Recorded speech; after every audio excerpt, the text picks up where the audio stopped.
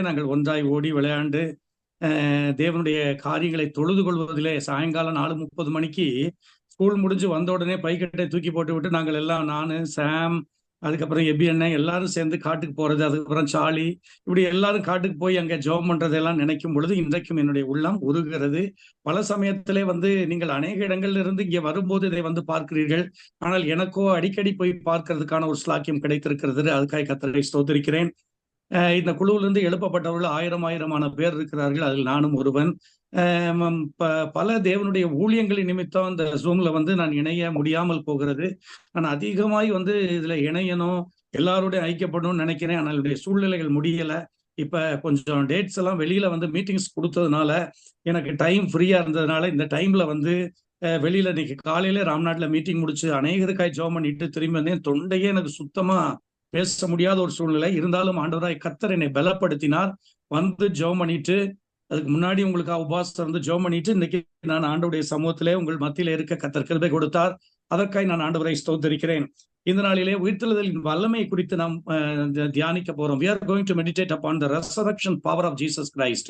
ஆண்டவராக இயேசு கிறிஸ்துடைய உயிர்த்தெழுதலின் வல்லமை குறித்து நாம் தியானிக்க போகிறோம். வேத புஸ்தகத்திலே நாம் பார்க்கும் பொழுது மத்தேயு 28ஆம் அதிகாரம் 6வது வசனத்திலிருந்து நம்ம பார்க்கும் பொழுது பைபிள்ல நம்ம பார்க்கிறோம், சிலுவையில் அறையப்பட்ட இயேசுவை நீங்கள் தேடுகிறீர்கள், அவர் இங்கே இல்லை, அவர் சொன்னபடியே உயிர்த்தெழுந்தார் என்று வேதத்தில் எழுதப்பட்டிருக்கிறத நம்ம பார்க்கிறோம். அங்கே பார்க்கிறோம், உயிரோடு இருக்கிறார், உயிரோடு எழுந்து விட்டார். அவரை மரித்தவர்களுக்கு நடுவில் நீங்கள் தேடுகிறீர்கள், அவர் இங்கே இல்லை, அவர் உயிரோடு எழுந்து விட்டார். முதல்ல ஆண்டவர் தரிசனமானது பெண்களுக்கு தான். அப்ப சிஸ்டர்ஸ் எல்லாம் ரொம்ப ஸ்பெஷல். அங்கே பாத்தீங்கன்னா மகதலேனா மரியாளுக்கு தான் ஆண்டவராய் கர்த்தர் காட்சி கொடுத்தார். அவருடைய மார்பில் இருந்த ஸ்டீஷன் ஆகிய யோவானுக்கோ பேதுருக்கோ கூட அந்த ஸ்லாக்கியம் கிடைக்கவில்லை.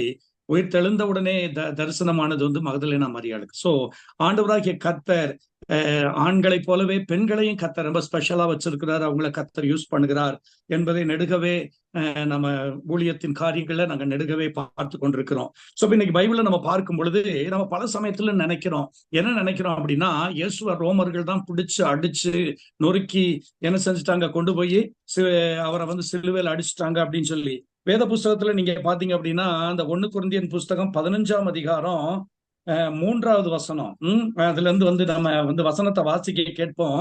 என் கூட ஒரு சிலர் இருக்கிறாங்க. தொண்டை எனக்கு நல்லா பிடிச்சு போச்சு, நானே வாசித்து விடுவேன். சகோதரன் எனக்கு உதவி செய்வார்.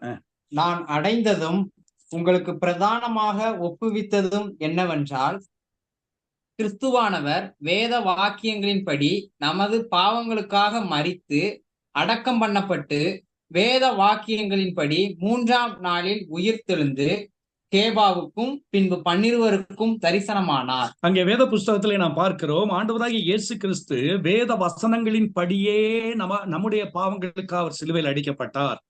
வேத வசனங்களின் படியே அவர் 3ஆம் நாள் உயிரோடு கூட எழும்பினார் என்பதாக வேத புஸ்தகத்திலே நாம் பார்க்கிறோம். வேதத்துல வாசிக்கும் பொழுது என்னை என் இருதயத்தை தொட பண்ணின ஒரு வசனம் எது அப்படின்னு கேட்டீங்க அப்படின்னா, யோவான் சுவிசேஷத்துல நீங்க பாத்தீங்கன்னா 10ஆம் அதிகாரத்துல நீங்க பார்க்க முடியும். 17-18 வசனங்களை நம்ம வாசிக்கும் பொழுது கர்த்தருடைய வார்த்தை என்ன சொல்லுது அப்படின்னு கேட்டீங்கன்னா, ஆண்டவராகிய இயேசு கிறிஸ்து நமக்காக தம்முடைய ஜீவனை அவர் ஒப்பு கொடுத்தார் என்பதாக நம்ம பார்க்கிறோம்.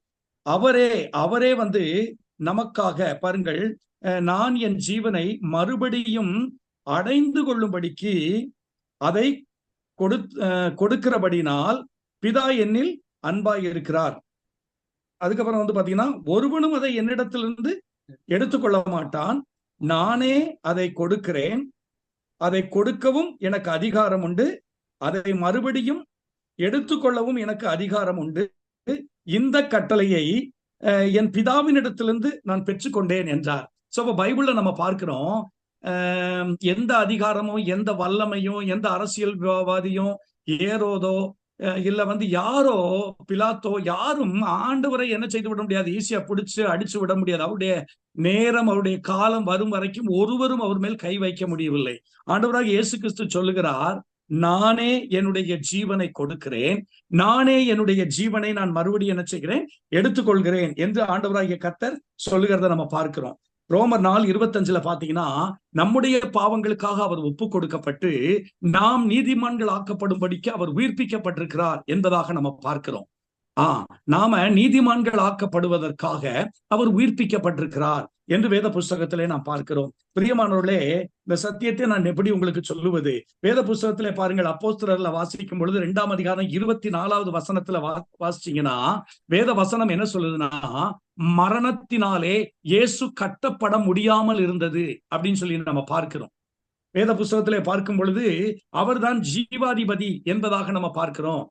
அவர்தான் ஜீவாதிபதி. எப்படி சமாதான பிரபுவோ அதே போல he is the prince of life. அவர் ஜீவனை கொடுக்கக்கூடியவர். யோவான் 10:10 சொன்னார், நான் ஜீவனை கொடுக்கவும் அந்த ஜீவன் பரிபூர்ணப்படவும் வந்தேன் என்றார். Life was emitting from Jesus Christ. Life was flowing abundantly from Jesus Christ. பிசாசு பார்த்தான், எங்க போனாலும் இயேசு போற இடத்துல என்ன நடக்குது? அற்புதம் நடக்குது, அடையாளம் நடக்குது, பிசாசுகள் அலறி கொண்டு ஓடுறாங்க, வியாதிப்பட்டவர்கள் சுகமாகுறாங்க, பாவத்திலிருந்து ஜனங்கள் விடுவிக்கப்படுறாங்க. அப்ப இவரை பிடிச்சு சிலுவையில அடித்து விட்டால் எல்லாம் முடிந்துவிடும் என்று நினைத்தார்கள். அதான் வேதத்திலே வாசிக்கிறோம், ஜீவாதிபதியை அவர்களால் மரணத்தினாலே என்ன செய்ய முடியல, கட்டப்பட முடியவில்லை. யோசிச்சு பாருங்க. உதாரணத்துக்கு நம்ம எப்படி எடுத்துக்கலாம் அப்படின்னா, நெருப்பை கயிறை வைத்து கட்ட முடியுமா? யோசித்து பாருங்கள். ஃபயர், இந்த ஃபயரை ஒரு கயிறை வைத்து நாம் கட்ட முடியுமா? அதை போல ஜீவனாய் இருக்கிற இயேசுவை எப்படி மரணத்தால் கட்டி வைக்க முடியும்? யோசித்து பாருங்கள். சோ இப்ப பைபிள்ல நம்ம பார்க்கும் பொழுது அவரே தம்முடைய ஜீவனை நமக்காக கொடுக்கிறார். அவரே என்ன செய்கிறார்? உயிரோடு கூட எழும்புகிறார் என்பதாக வேத புஸ்தகத்தில் நம்ம பார்க்கிறோம். அவரே உயிர்ப்பிக்கப்பட்டார் என்று சொல்லி நம்ம பார்க்கிறோம். அப்ப அவர் தான் ஜீவாதிபதி. அப்ப அவரை நாம் என்ன செய்து விட முடியாது. அந்த ஜீவனை கொடுக்கிற அதிபதியை மரணத்தினால் கட்ட முடியவில்லை என்பதாக நம்ம பார்க்கிறோம். நம்முடைய பக்தனாகிய தாவீது அவர் பேசும்போது கூட அவர் என்ன பேசுறாருன்னு பாத்தீங்கன்னா, ஆண்டவராகிய இயேசு கிறிஸ்து மரித்தார், அடக்கம் பண்ணப்பட்டார், ஆனால் 3ஆம் நாள் உயிரோடு எழுந்து விட்டார். கோத்திர தலைவனாகிய தாவீதை குறித்து வேதத்தில் எழுதப்பட்டிருக்கிறது. அவர் என்ன செய்தார்? இந்த பூமியில அவர் ராஜாவா இருந்தார். அவர் என்ன செய்தார்? அவர் தேவனுடைய சித்தத்தின்படி ஊழியம் செய்தார், மரித்தார், அடக்கம் பண்ணப்பட்டார், அழிவை கண்டார். ஆனால் இயேசுனுடைய சரீரம் பாதாளத்துல போய் அழிவை காணாது என்று சங்கீதங்களிலே எழுதப்பட்டிருக்கிறத நம்ம பார்க்கிறோம். அப்போஸ்தலர் நடபடிகளிலும் 2ஆம் அதிகாரம் 29 31 வசனங்களை வாசிக்கும் பொழுது அங்கே நாம் பார்க்கிறோம், அவருடைய ஆத்மா பாதாளத்துக்குள் விடப்படவில்லை, அவருடைய சரீரம் அழிவை காணவில்லை என்பதாக வேதத்திலே நாம் வாசிக்கிறோம். ஏனென்றால் அவர் ஜீவனுக்கு அதிபதியானவர். ஓசியா 6ஆம் அதிகாரம் 1-2 கூட இதை குறித்து நீங்க பார்க்கலாம். ஆண்டவராகிய இயேசு கிறிஸ்துவனுடைய அந்த உயிர்த்தெழுதலை குறித்து அங்கே ஓசியா தீர்க்க தரிசனமாய் அங்கே முதல் 2 வசனங்களை நம்ம படிக்க கேட்கலாமே. கர்த்தரிடத்தில் திரும்புவோம் வாருங்கள், நம்மை பீறினார், அவரே நம்மை குணமாக்குவார், நம்மை அடித்தார், அவரே நம்முடைய காயங்களை கட்டுவார், 2 நாளுக்கு பின்பு அவர் நம்மை உயிர்ப்பிப்பார், 3ஆம் நாளில் நம்மை எழுப்புவார், அப்பொழுது நாம் அவருடைய சமூகத்தில் பிழைத்திருப்போம். பாருங்கள், எப்படி அழகான வார்த்தை எழுதப்பட்டிருக்கிறது பாருங்கள். அவரே அடிக்கிறாராம். ஆமென். நம்முடைய பாவங்களுக்காக இயேசு அடிக்கப்பட்டார், அவர் நொறுக்கப்பட்டார். பைபிள் அப்படிதான் பார்க்கிறோம். என்னுடைய அக்கிரமத்திற்காக, என்னுடைய பாவத்திற்காக, என்னுடைய மீறுதலுக்காக அவர் காயப்பட்டார், நொறுக்கப்பட்டார், அடிக்கப்பட்டார். ஆமென். அவரே அடிக்கிறார், அவரே காயம் கட்டுகிறார். எனவே அங்கே பார்க்கிறோம், மரிக்கிறார், அவரே உயிர்ப்பிக்கப்படுகிறார். 3ஆம் நாளிலே அவர் என்ன செய்கிறார்? உயிர்ப்பிக்கப்படுகிறதை அந்த ஓசியாவில் எழுதப்பட்டிருக்கிறத நம்ம பார்க்கிறோம். சோ இங்க வேத புஸ்தகத்திலே நம்ம பார்க்கும் பொழுது மத்தேயு சுவிசேஷம் 12:40 கூட ஒரு அழகான வார்த்தை எழுதப்பட்டிருக்கிறத பார்க்கிறோம். யோனா 3 நாள் மீனுடைய வயிற்றில் இருந்ததாக வேதத்துல வாசிக்கிறோம். 3 நாள் அவர் மீனுடைய வயிற்றில் இருந்தார். 3ஆம் நாள் அந்த மீன் அவரை கொண்டு போய் கரையில கக்கி விட்டது. இதை போல ஆண்டவராகிய இயேசு கிறிஸ்து பூமியினுடைய இருதயத்திலே 3 நாள் இருப்பார், 3ஆம் நாள் உயிரோடு கூட எழும்பி விடுவார் என்று வேதத்தில் எழுதப்பட்டிருக்கிறத நம்ம பார்க்கிறோம். இன்னும் நிறைய காரியங்கள் நான் வேதத்துல இருந்து தியானிச்சு வச்சிருக்கிறேன். ஆபிரகாமை குறித்து பார்க்கும் பொழுது கூட அங்கே பாருங்கள், பிதாவாகிய தேவன் இயேசுவை எப்படி அவரை பலியாக ஒப்பு கொடுத்தாரோ அதை போல அங்கே பார்க்கிறோம். ஆபிரகாம் ஈசாக்கை பலிபீடத்தில் கிடத்தினான். பைபிள்ல பாத்தீங்கன்னா அவரை பாவனையாக மறுபடியும் உயிர்ப்பிக்கப்பட்டு அவரை என்ன செய்தார்?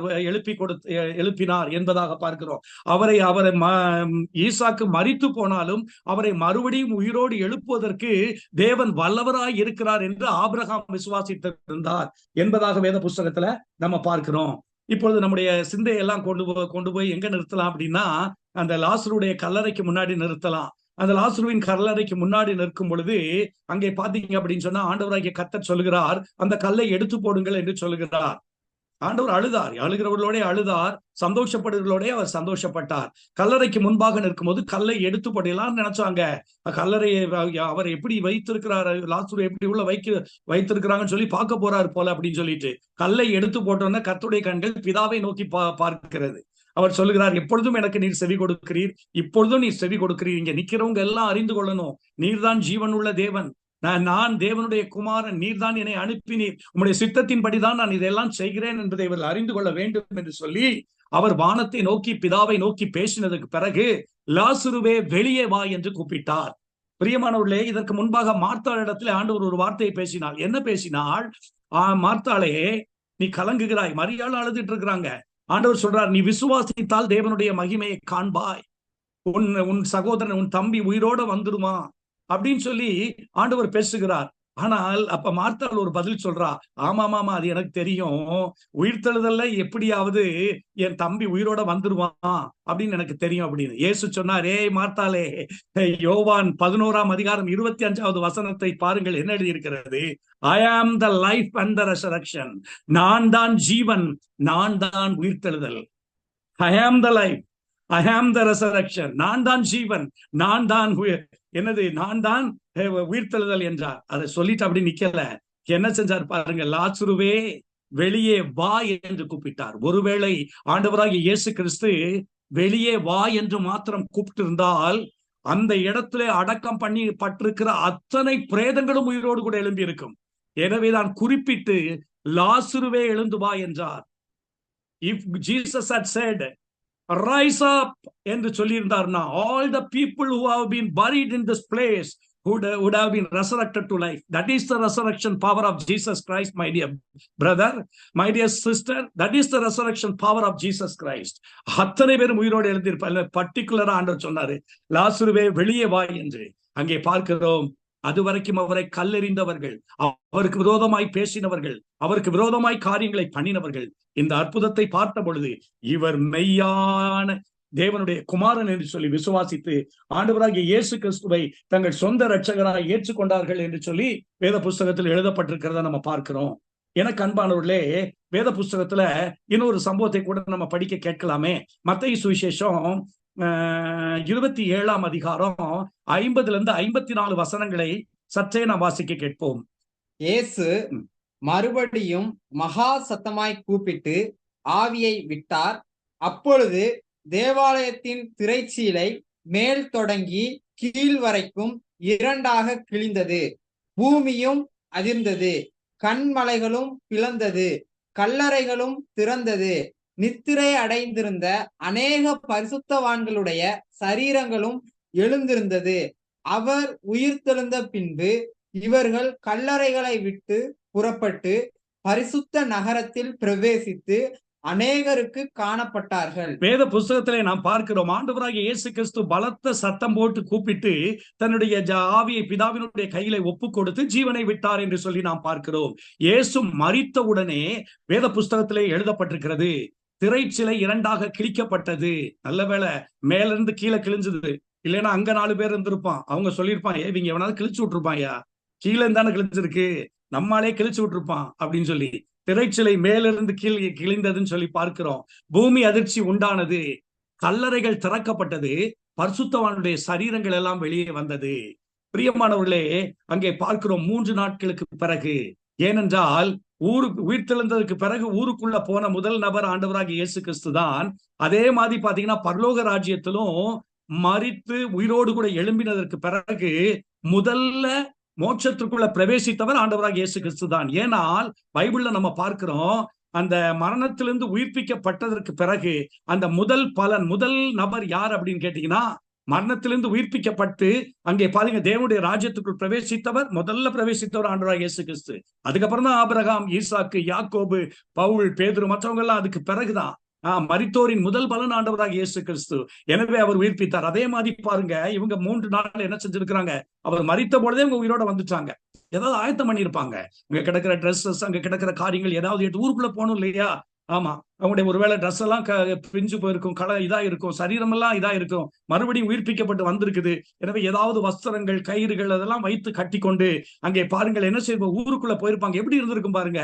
என்னடா தாத்தா அடக்கம் பண்ண உயிரோட வந்துட்டாரு, என்னடா அந்த சித்தப்பா வர்றாரு, என்னடா மாமா வர்றாங்க அப்படின்னு சொல்லி எல்லாரும் பெரிய ஆச்சரியப்பட்டிருப்பாங்க. இதெல்லாம் யாரால் நடந்தது? ஆண்டவராகிய இயேசு கிறிஸ்துவினால். இது அவர் மரித்த பொழுது நடந்த இந்த காரியம் அப்படிங்கிறத நம்ம பார்க்கிறோம். அது மாத்திரமல்ல பிரியமானவர்களே, ஆண்டவராகிய இயேசு கிறிஸ்து உயிரோடு இருக்கும் பொழுதே வேத புஸ்தகத்துல பார்க்கிறோம், நாயினூர் விதவையினுடைய மகனை உயிரோடு கூட எழுப்பினார் என்று சொல்லி வேத புஸ்தகத்திலே நாம் பார்க்கிறோம். பிரியமானவர்களே, நாயினூர் விதவையின் மகனை எப்படி பேசினார்? வாலிபன் அவன். அங்கே பாருங்கள், வாலிபனை பார்த்து பேசினார், அவன் உயிரோடு எழுப்பினான். வாலிபர்களை பார்த்து இயேசு பேசணும்.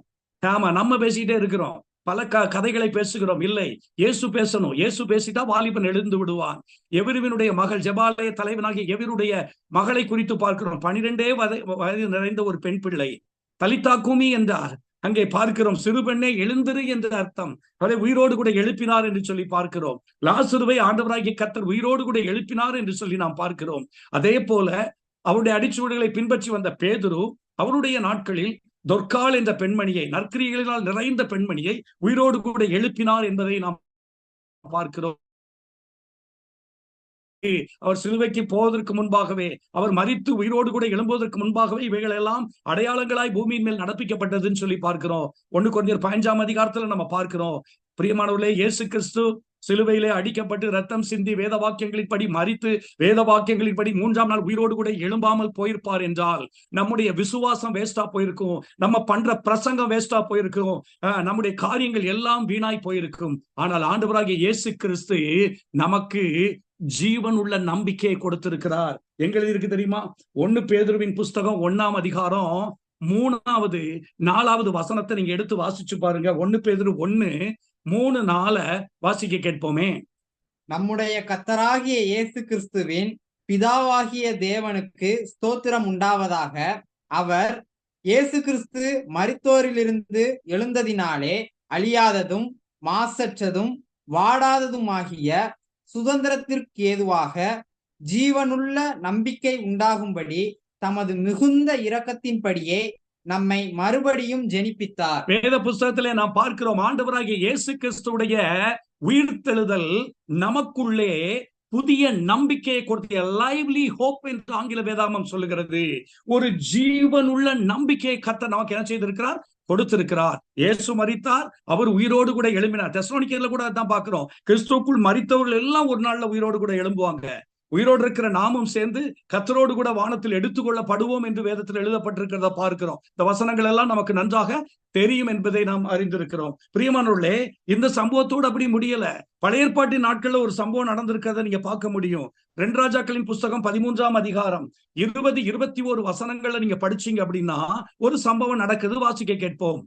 எலிசா மரணமடைந்தான், அவனை அடக்கம் பண்ணினார்கள். மறு வருஷத்திலே மோவாபியரின் தண்டுகள் தேசத்திலே வந்தது. அப்பொழுது அவர்கள் ஒரு மனுஷனை அடக்கம் பண்ண போகையில் அந்த தண்டை கண்டு அந்த மனுஷனை எலிசாவின் கல்லறையில் போட்டார்கள். அந்த மனுஷனின் பிரேதம் அதிலே விழுந்து எலிசாவின் எலும்புகளின் மேல் பட்டபோது அந்த மனுஷன் உயிரடைந்து தன் கால்களை ஊன்றி எழுந்திருந்தான். வேத புஸ்தகத்தில் நாம் பார்க்கிறோம், எலிசா இறந்து 1 வருஷம் ஆச்சு. ஒரு பிரேதத்தை அடக்கம் பண்றதுக்கு வர்றாங்க. வந்து கொண்டிருக்கும் போது மோவாபியுடைய தண்டுகள் என்ன செய்து தேசத்துக்குள்ள வருது. ஐயோ, இவங்க நம்மள பிடிச்சிருவாங்களேன்னு சொல்லிட்டு இவங்க ஒரு நல்ல காரியத்தை பண்ணிருக்கிறாங்க. ஆனா எத்தாட்சியமா நடந்ததுதான். என்ன செஞ்ச, அந்த பிரேதத்தை எலிசாவுடைய கல்லறையில தூக்கி வீசினாங்க. மாம்சம் எல்லாம் அழுகி போயிருக்கும், ட்ரெஸ் எல்லாம் பிஞ்சு போயிருக்கும், மாம்சமே போயிருக்கும், ட்ரெஸ் எங்க இருக்கும், வெறும் எலும்புதான் இருக்குது. எலிசாவினுடைய எலும்புகளில் பட்டவுடன் உடனடியாக that man resurrected to life. அந்த மனிதன் அதுல எலும்புல பட்டவுடன் அப்படிப்பட்ட ஒரு அக்கினி நிறைந்த வாழ்க்கை வாழ்ந்தார். பிரியமானவர்களே, அப்படிப்பட்ட ஒரு வல்லமை நிறைந்த வாழ்க்கை வாழ்ந்தார். அப்படிப்பட்ட வாழ்க்கை வாழும்படிக்கு இயேசு நம்மை அழைத்திருக்கிறார். அந்த எலும்புகள், that is the true Christian testimony, the true Christian life. அங்கே பார்க்கிறோம், அந்த எலும்புகள்ல பட்டவுடன் அவர் உயிர்ப்பிக்கப்பட்டு எழும்பினார் என்று சொல்லி நாம பார்க்கிறோம். எவ்வளவு பெரிய ஒரு சாட்சி இல்ல? அப்பதான் தூக்கி போட்டு உள்ள போய் இவங்க எல்லாம் குளிச்சுட்டு சாப்பிட உட்காந்துருப்பாங்க. இவர் உள்ள போயிருப்பாரு. என்னையா வந்துட்ட? ஆமா, நீங்க எலிஷாவுடைய கல்லறையில தூக்கி போட்டீங்க, இதோ நான் உயிரோடு வந்துட்டேன்னு சொல்லி இருப்பாரு. சோ இப்ப இன்னைக்கு அங்கே பாத்தீங்கன்னு சொன்னா ஆண்டவராகிய இயேசு கிறிஸ்துடைய உயிர்த்தெழுதலின் வல்லமை இன்றைக்கும் அது அற்புதங்களை செய்கிறது. ஊழியத்துல நெடுகவே பார்த்து கொண்டிருக்கிறேன். எபேசியர் 2ஆம் அதிகாரம் 1வது வசனம் என்ன சொல்லுது தெரியுமா? அக்கிரமங்களிலும் பாவங்களிலும் மரித்திருந்த நம்மை கர்த்தர் உயிர்ப்பித்தார் அப்படின்னு சொல்லி நம்ம பார்க்கிறோம். அவர் உயிர்ப்பித்தார் அப்படின்னு சொல்லி பார்க்கிறோம். ஆமா, we were dead in sin, Jesus made us dead to sin. பாவத்திலே மரித்திருந்தோம், பாவத்திற்கு மரிக்கும்படி தேவன் கிருபை செய்தார் என்பதாக வேதத்துல பார்க்கிறோம். உங்களுக்கு எல்லாம் சம்பவம் தெரியும்னு நினைக்கிறேன். லூக்கா 15ஆம் அதிகாரம், இளையகுமாரன் தூர தேசத்துக்கு போய் அப்பாவுடைய சொத்தெல்லாம் வேஸ்ட் பண்ணிட்டு திரும்பி வீட்டுக்கு வந்தோடனே அப்பா ஓடி போய் அணைத்து முத்தம் செய்து அவனை வீட்டுக்கு அழைத்து வந்து அவனுக்கு புது வஸ்திரத்தை கொடுத்து கிடா அடிச்சு சாப்பாடு. வீட்டுல அண்ணன் வர்றான், வீட்டுல இருந்து வேலை செஞ்சுட்டு வயல்ல இருந்து, என்னடா ஒரே வேலைக்காரனை கூப்பிட்டு கேட்கிறேன், என்ன ஒரே சத்தமா இருக்கு, வீடெல்லாம் ஒரே கலபலான்னு இருக்கு, என்னடா நடக்குது நம்ம வீட்டுல? இல்ல உங்க தம்பி வந்துட்டாப்ல. ஆமா, பாத்தீங்கன்னா இவருக்கு கோபம் வந்துருச்சு. இவருக்கு என்ன செஞ்சிச்சு? தம்பி இப்ப இந்த மாதிரி எல்லாம் என்ன செய்து பல காரியங்கள் இருக்கிறத பார்க்கிறோம். தம்பி அவன் ஊதாரி பைய, மோசமான பைய, அவன் வீட்டுக்குள்ள வந்தா அப்பா சேர்த்துக்கிட்டாரா? அப்படின்னா நான் இந்த வீட்டுக்குள்ள வரமாட்டேன். நல்ல கவனிங்க, உள்ளுக்குள்ள இருக்கிறவன் வெளியில நிக்கிறான், வெளியில இருந்தவன் உள்ள வந்துட்டான். இன்னைக்கு நிறைய வீடுகள்ல இப்படிப்பட்ட காரியங்கள் நடக்கிறத பார்க்கிறோம். நிறைய சம்பவங்கள் இப்படி நடக்க, சபைகள்ல இப்படிப்பட்ட சம்பவங்கள் நடக்கிறத பார்க்கிறோம். இவர் நான் சபைக்கு வரமாட்டேன். என்ன ஆண்டவரை பற்றி பேசுகிறோம், என்ன அன்பு, என்ன நேசம், யோசித்து பாருங்க.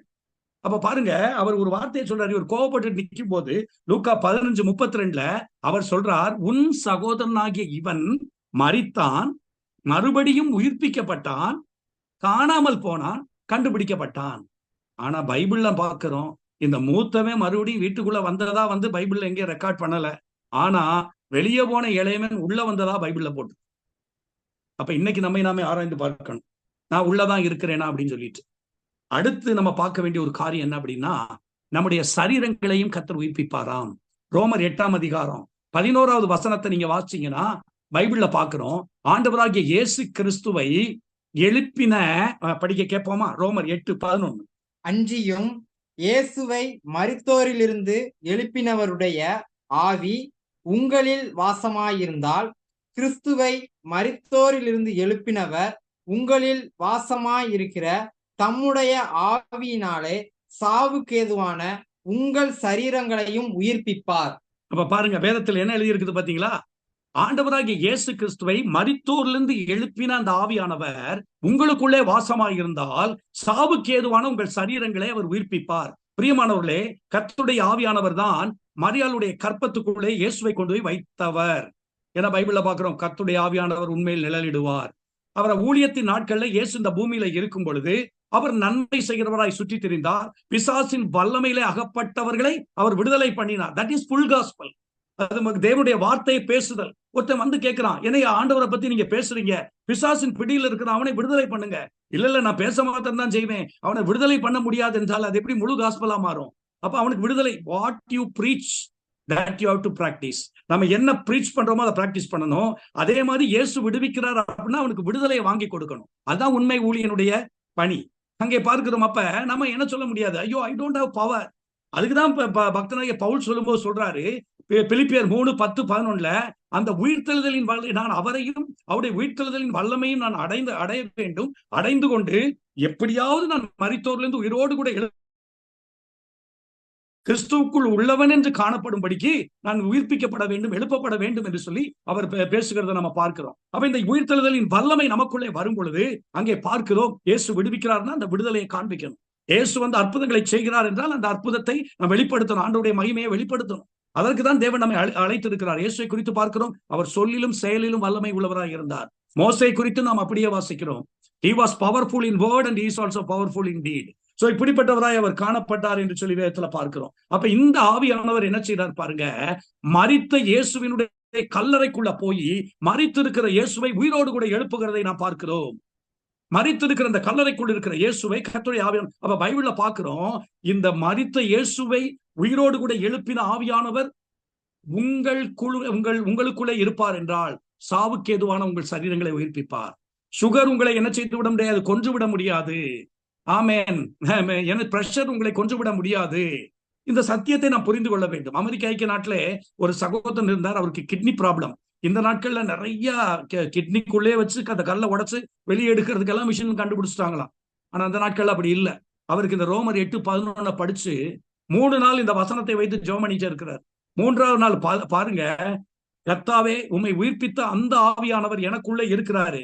இப்ப எனக்குள்ள இருக்கிற அந்த கிட்னி ஸ்டோன்ஸ் எல்லாம் நீங்க 3 நாள் இதுக்காக மாதம் ஜெபம் பண்ணி இருக்கிறாரு. பாருங்க, 3ஆவது நாள் அவருக்குள்ள இருந்த எல்லா ஸ்டோன்ஸ், நமக்கு இன்னைக்கு இப்ப என்ன இல்லை, பொறுமையே கிடையாது.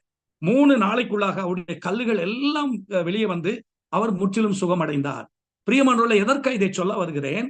அங்கே பார்க்கிறோம், கர்த்தர் வல்லமை அற்றவர் அல்ல, அவர் வல்லவர், அவர் பராக்கிரமம் உள்ளவர். அப்ப அவர் என்ன செய்திருக்கிறாரு? அங்கே பாத்தீங்கன்னா அதுல இருந்து விடுதலை அடைந்து அப்ப நம்முடைய சாவுக்கு எதுவான நம்முடைய சரீரங்களை அவர் உயிர்ப்பிக்க வல்லவராக இருக்கிறார்.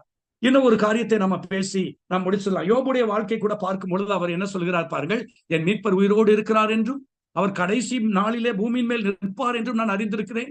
இந்த தோல், இந்த மாம்சம் இதெல்லாம் அழுகி போனதற்கு பிறகு அந்நிய கண்கள் அல்ல, என் சொந்த கண்களினால் என் ரட்சகரை நான் காண்பேன். யோபே சொல்றார். யோபு 19:25 27 வசனங்களை படிக்கும் பொழுது இந்த காரியம் அங்கு எழுதப்பட்டிருக்கிறத நம்ம பார்க்கிறோம்.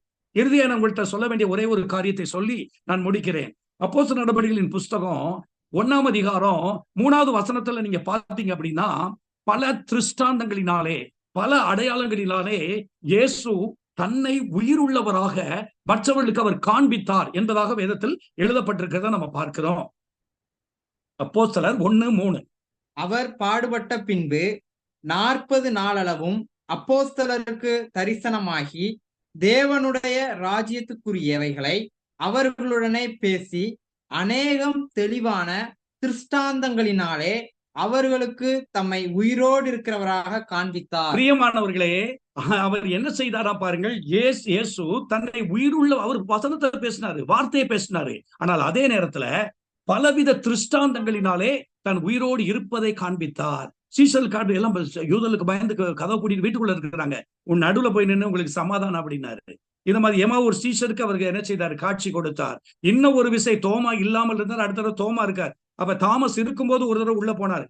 நீ அவிசுவாசி ஆயிராத, விசுவாசி ஆயிரு, என் விழாவை பாரு, என் கைகளை இதோ பாரு பாரு அப்படின்னு சொல்லி என்ன செய்தார்? தன்னுடைய விழாவிலே கையை போட்டு பாரு என்று சொல்லி சொன்னார். அப்ப தன்னை அவர் வெளிப்படுத்தினார் என்று சொல்லி பார்க்கிறோம். அதே மாதிரி வேத புஸ்தகத்திலே பார்க்க, அவர் உயிர்த்தெழுந்ததற்கு பிறகு பைபிள்ல நம்ம பார்க்கிறோம், பல திருஷ்டாந்தங்களினாலே இன்றைக்கு தானே உயிருள்ளவராக அவர் காண்பித்தார். பவுலுடைய வாழ்க்கையை நீங்க பார்த்திருக்கிறீங்களா? அப்போஸ்தலர் 25:19 நீங்க பார்த்தீங்கன்னா அவருடைய மார்க்கத்தை குறித்து அங்கு வேதத்தில் எழுதப்பட்டிருக்கிறது. என்ன எழுதப்பட்டிருக்கிறது? இந்த பவுல் என்கிறவர், இயேசு என்ற ஒருவர் மரித்து போய்விட்டார், ஆனால் அவர் உயிரோடு இருப்பதாக சாதிக்கிறார் என்று எழுதப்பட்டிருக்கிறத பார்க்கிறோம். அவர் உயிரோடு கூட இருக்கிறார் என்பதை அவர் சாதிக்கிறார் என்பதாக வேதத்துல பார்க்கிறோம். இன்றைக்கு நாம் சாதிக்க பிறந்திருக்கிறோம். தேவனுடைய ராஜ்யம் பேச்சுல அல்ல பிரியமானவர்களே, அது செயல்ல இருக்குது. The word is not, it is not just in word only, but it is also in power. அங்கே பார்க்கிறோம், தேவனுடைய ராஜ்யம் என்பது வெறும் வார்த்தை மாத்திரமல்ல, அது செயல், அது பவர் என்பதாக நம்ம பார்க்கிறோம். இன்னைக்கு ஏன் கர்த்தருடைய வல்லமை நம்மளால வெளிப்படுத்த முடியல பிரியமானவர்களே? பேதுரு யோவானை குறித்து நம்ம பார்க்கிறோம். நிறைய கதைகள்லாம் பேசுறோம், நிறைய லிட்டரேச்சர் எல்லாம் பேசுறோம், எல்லாமே பேசுறோம். அந்த நாட்கள்ல பாத்தீங்கன்னா ஆண்டவராகிய இயேசு கிறிஸ்துவே மேல எழுந்தருளி போகும் பொழுது 11 அப்போஸ்தலருக்கும் கைகளை உயர்த்தி அவங்களை ஆசீர்வதிக்க, டைரக்ட் ஆசீர்வாதம், இயேசு கிறிஸ்துடைய ஆசீர்வாதம் அவங்க மேல வந்தது. அந்த ஆசீர்வாதத்தை கொடுத்துட்டு அவர் பரலோகத்துக்கு அப்படியே போயிட்டார். அப்படித்தானே? டைரக்டான ஆசீர்வாதம் அவர்களுக்கு கிடைத்தது. ஆமா, நம்ம ஆட்கள் சொல்லுவாங்க கேட்டீங்கன்னா, கர்த்தருடைய ஆசீர்வாதமே ஐஸ்வர்யத்தை தரும் அப்படின்னுவாங்க. ஆனா இவங்களுக்கு எல்லாம் பெரிய ஐஸ்வர்யம் இருந்தது மாதிரி தெரியல. அப்போஸ்தலர் நடபடிகள் 3ஆம் அதிகாரத்துல தேவாலயத்துக்குள்ள போய் ஜெபம் பண்ணிட்டு வரும்போது இல்ல, தேவாலயத்துக்குள்ள போகும் பொழுதே அந்த சப்பானியை பார்த்து அவங்க சொல்ற வார்த்தையை நீங்க கேட்டிருக்கீங்களா? வெள்ளியும் பொன்னும் என்னிடத்தில் இல்லை. We don't have gold, we don't have silver, but I have one thing. I have the name of Jesus and I have got the power of God. அப்ப பாருங்க, இன்னைக்கு நமக்கு வெள்ளியும் பொன்னும் நிறைய இருக்கிறது, பவர் ஆஃப் காடும் இல்ல, பவர் இந்த நேமும் நமக்கு தெரியல. ரெண்டுமே இன்னைக்கு தெரியாம போயிடுச்சு. இயேசு கிறிஸ்துடைய டைரக்ட் ஆசீர்வாதம் பேதுரு, யோவான், யாக்கோபுக்கெல்லாம். அதுக்கப்புறம் அவங்க சொல்றாங்க வெள்ளியும் பொண்ணும் என்னிடத்துல இல்லைன்னு. ஆனா நம்ம ஆளுங்க சொல்றாங்க, கர்த்தர் என்னை ஆசீர்வதிச்சிட்டாரா, என்னை பார்த்து கர்த்தர் எப்படி ஆசீர்வதிச்சிட்டாரு, எல்லாம் ஆசீர்வாதம் இருக்குது. ஒரு சப்பானியை தூக்கி விட முடியல உன்னால, ஒரு குருட்டு கண்ணை திறக்க முடியல உன்னால, ஒரு குஷ்ரோகியை சுகமாக்க முடியல உன்னால.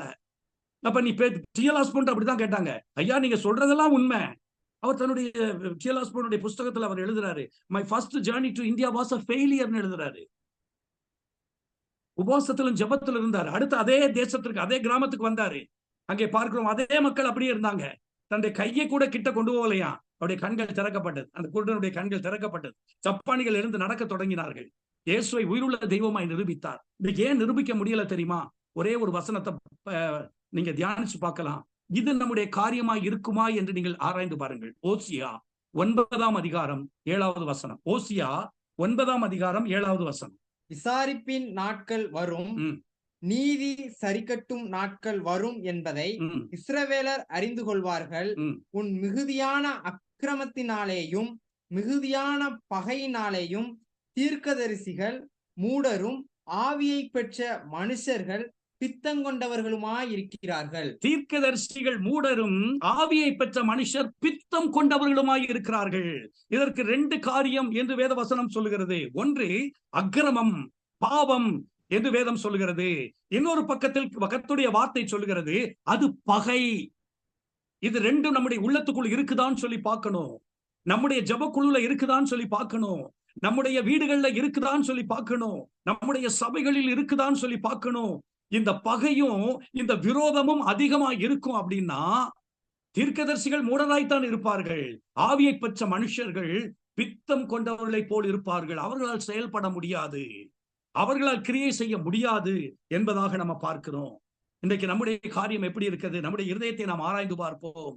ஒருவேளை என் உள்ளத்துக்குள்ளே பகை இருக்கும் என்றால் நான் என்ன இயேசுவை குறித்து, இயேசுவின் அன்பை குறித்து பேசுகிறேன்?